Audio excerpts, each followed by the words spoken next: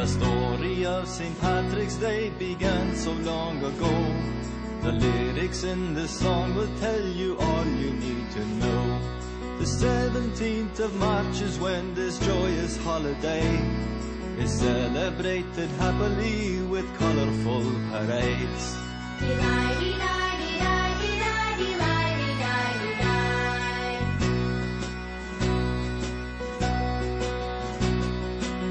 Patrick was only 16 when the pirates captured him. They sold him into slavery and took him to Ireland.